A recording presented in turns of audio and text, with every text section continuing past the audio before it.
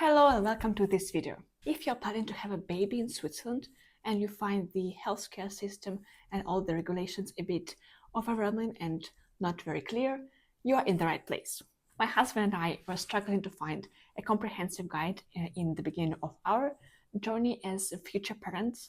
That's why I created this video for people like us, and I hope you find it helpful. I'm Maria. I've been living in Switzerland for 7 years now, and I'm sharing my experiences in the hope that they can be helpful for other people. This one is about pregnancy in Switzerland. If you are introverted, don't speak regional language, don't have people around with kids with this experience, this video will be particularly helpful. I will cover pregnancy, delivery, and postpartum care with insights into the medical insurance and legal aspects. So let's start with planning your pregnancy. If you are a foreigner in Switzerland, your job, your health insurance, and your medical support are the 3 pillars to consider. Your job is one of the first things to think about, especially if your stay or residence in Switzerland is linked to your employment. This is the case for people with the short-term permit like L and B, especially for non-Europeans. If you have a permanent or open-end contract, you are well protected.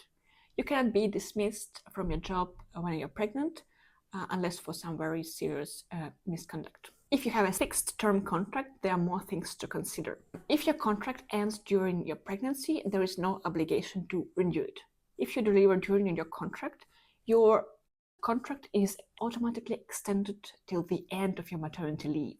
It's a bit weird to say, but to be on the safe side, plan your due date way before the end of your fixed-term contract. This is particularly important if your residence depends on your employment. Keep in mind that you can be still fired if you are still on your probation period, even if you are pregnant. If your residence doesn't depend on your contract, if you don't work, the first part might be not for you at all. So let's move to the part that is essential for everyone, which is health insurance. If you live in Switzerland, legally, and I hope so, you must have basic health insurance.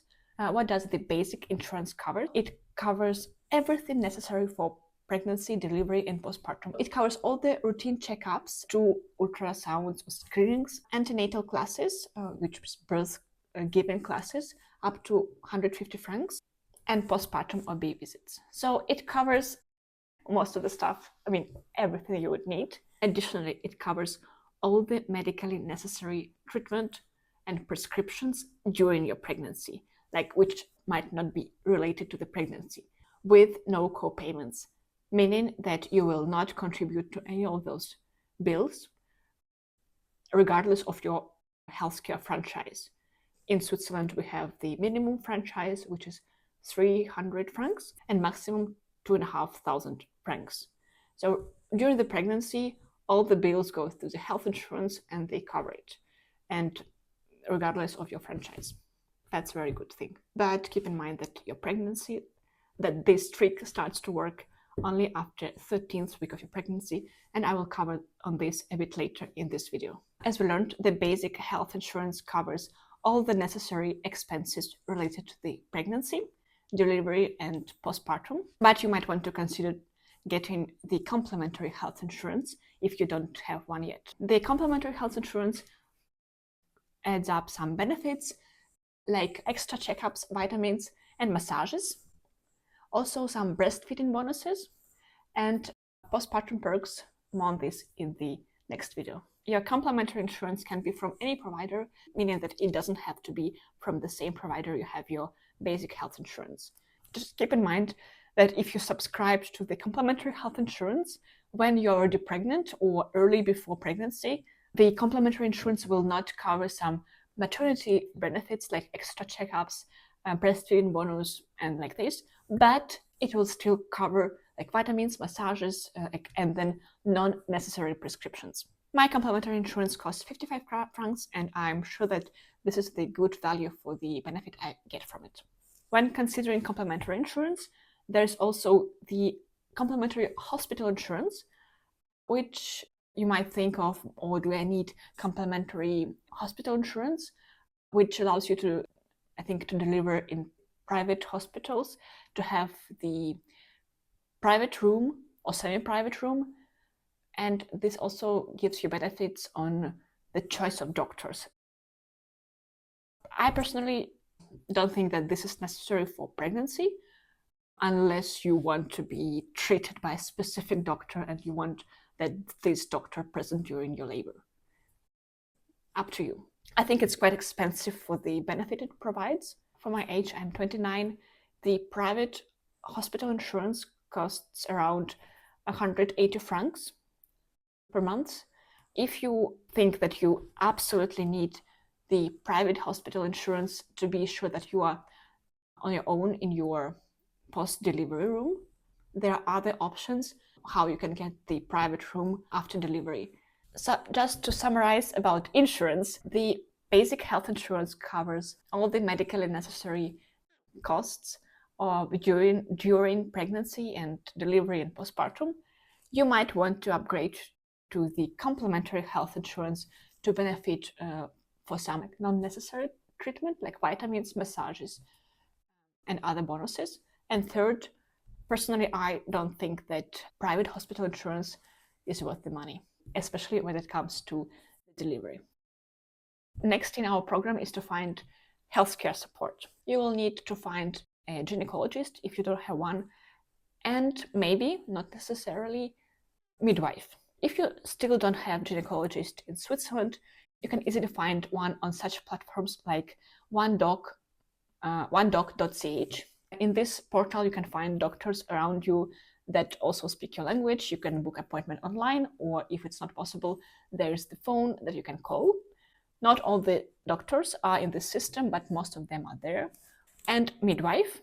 Midwife can follow you during your pregnancy and can partially or probably fully replace the doctor if you feel so, but it's not necessary. I didn't have midwife during my pregnancy, but I've got one after delivery. They are especially valuable during the postpartum recovery. You can start search of your midwife using hebammensuche.ch.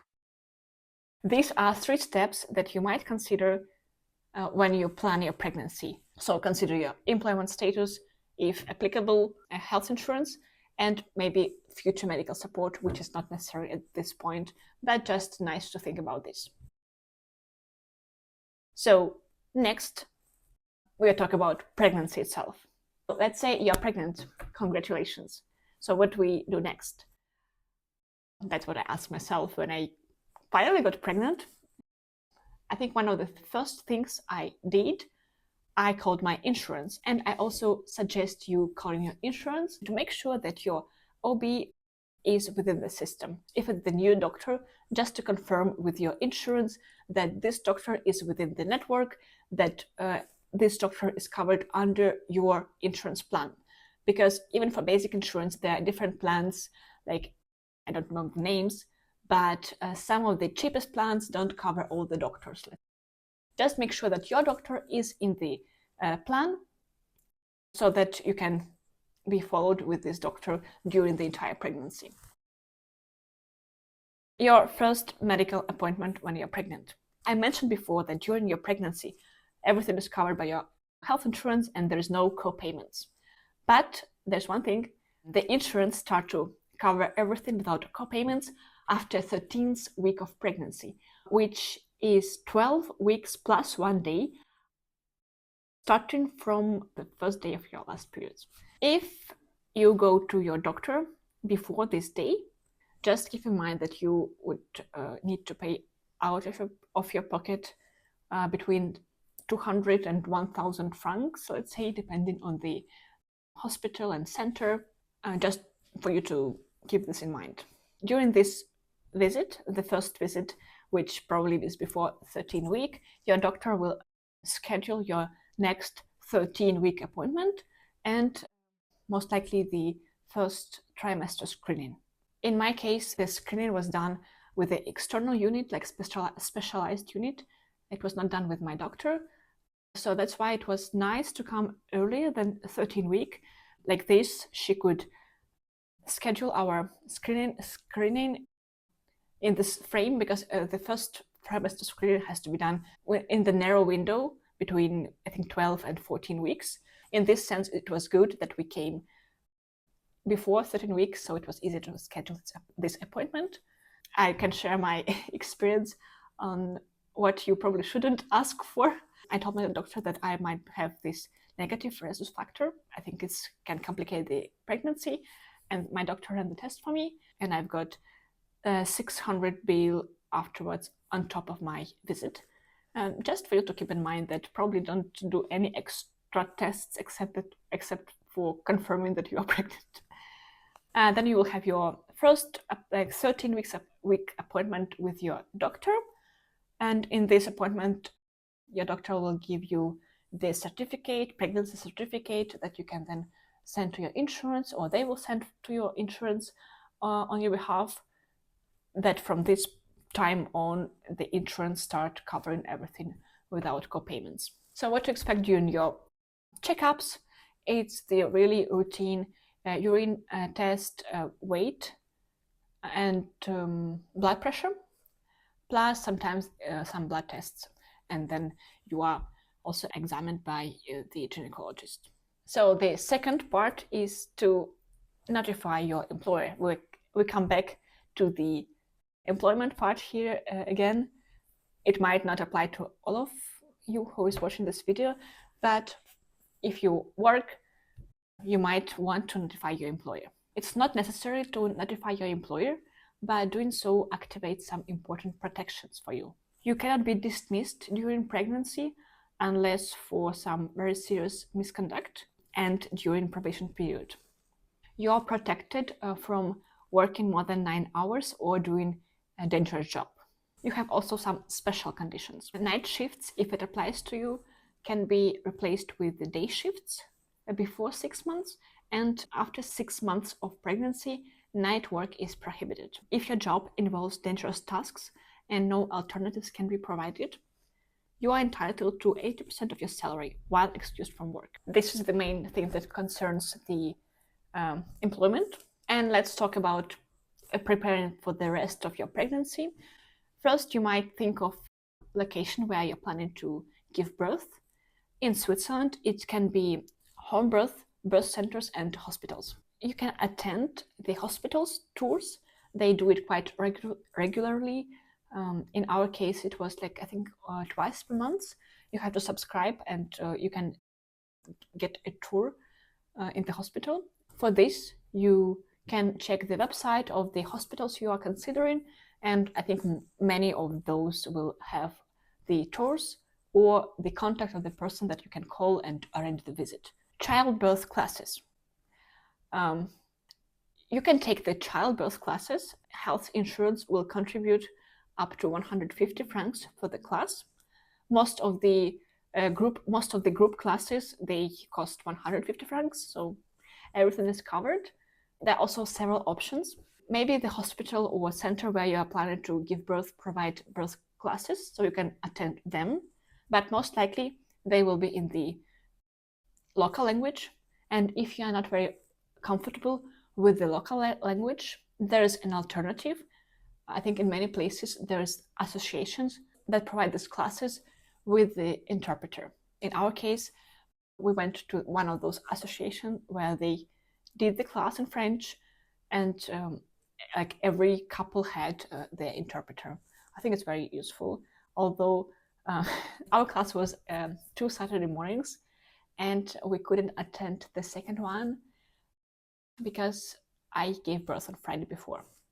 Another thing that I want to cover here about hospitals and centers, I will talk about hospitals here. Remember when we talked about complementary hospital insurance or private hospital insurance, and I told that it's not necessary to have it to be in a private room after delivery. Many hospitals, or at least where I delivered, have an option to reserve a private room for your postpartum. The cost is 200 francs per night. Also in a hospital where I delivered, there was another option, which was even better. In case of delivery with no complications, meaning that you don't have to be followed up by a doctor, offered the transfer to the public hotel it's kind of from the hospital, but anyone can book a room there. In this hospital, there's one floor dedicated to the maternity unit. I think there are like maybe 7, 8 rooms where parents can stay with their newborns. That's a very nice option because you can stay with your partner for like a small fee of 30 francs in this case. And it's very nice. You have your private room, you have a bathroom, and the midwives, you have midwives check up morning and evening at this floor. And talking again about midwives, once you're pregnant, you might want to contact midwives already because they can follow you during the pregnancy. I think they can make the checkups instead of the doctor. I'm not sure. And they can also do these classes, preparation classes. So if you think like you want a midwife or someone to support you during the pregnancy, just check the website where you can find the midwife. You can contact them for more questions. Midwives are especially useful when you have your baby, so they can also do the first month checkups. Like during the first months of their life, midwife are the first contact for your baby, but more on this in the next video. With all of this, I think we covered pretty much everything that relates to pregnancy planning and pregnancy itself. Just let's recap if you still find a bit lost. For your pregnancy, the 3 things that you might want to consider is your employment status, your health insurance, and the network of the doctors around you. So when you're pregnant, you need to book your first appointment, maybe early enough, and maybe it will not be covered by insurance. Notify your employer when you have your certificate, so you are protected at work. Choose the location where you are planning to give birth. Take in birth classes if you feel so, and looking for a midwife if you also think that this is going to be helpful. Thanks a lot for watching. I hope it was informative and useful for you, and I will see you in the next video about delivery and postpartum.